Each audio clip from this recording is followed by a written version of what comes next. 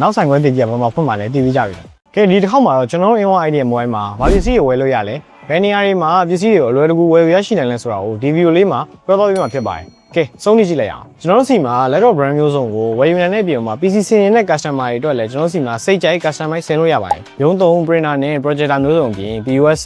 set နဲ့ပတ်သက်တဲ့ဆက်ပစ္စည်းမျိုးစုံလည်းကျွန်တော်တို့စီမှာတနေရာထဲမှာစုံစုံလင်းနဲ့ဝယ်ယူနိုင်ပါတယ်။နောက်ဆုံးမှာဖုန်းနဲ့ tablet တွေကိုတနေရာထဲမှာဝယ်ယူနိုင်တဲ့အပြင်မှာ ID နဲ့ mobile product တွေအတွက် accessory မျိုးစုံကိုလည်းကျွန်တော်တို့စီမှာဝယ်ယူနိုင်ပါတယ်။ဆိုင်မှာလာရောက်ဝယ်ယူနေတဲ့ customer တွေအနေနဲ့ရန်ကုန်မြို့မှာရှိတဲ့ကျွန်တော်တို့ရဲ့ဆိုင်ခွဲကြီး၄ဆိုင်မှာလာရောက်ဝယ်ယူလို့ရပါတယ်။ဆိုင်ခွဲကတော့ကုန်တယ်လန်းဆိုင်ခွဲ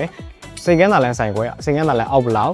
ဦးရှင်းမောင်လန်းဆိုင်ခွဲနဲ့ပင်လုံလန်းဆိုင်ခွဲတွေမှာလာရောက်ဝယ်ယူလို့ရနိုင်ပါတယ်။အိမ်ကနေပဲလွယ်တကူမှာယူနေတဲ့လူတွေအတွက်ကျွန်တော်တို့ရဲ့ official website inwa.com.mn ကဖြစ်စေ Facebook page Messenger ဖြစ်စေ TikTok နဲ့ Viber တို့ကနေလည်းလွယ်တကူမှာယူနိုင်ပါတယ်။ကျွန်တော်တို့စီမှာအထူးစီစဉ်နေနဲ့ Inwa idea mobile member app လေးရှိပါတယ်။ကျွန်တော်တို့စီမှာဈေးဝယ်တဲ့အခါမှာ point တွေကိုစုရင်းနဲ့နောက်တစ်ခါဝယ်ယူတဲ့အချိန်မှာ point တွေကို discount တွေနဲ့ပြန်ပြီးတော့လဲနိုင်မှာဖြစ်တာကြောင့် application လေးကို download လုပ်ထားဖို့လည်းမမေ့နဲ့ဘူး။နောက်ထပ်ပစ္စည်းအသစ်တွေနဲ့ update information တွေကိုကျွန်တော်တို့ရဲ့ Facebook page YouTube channel နဲ့ TikTok တို့မှာတင်ပေးတော့မှာဖြစ်ပါတယ်။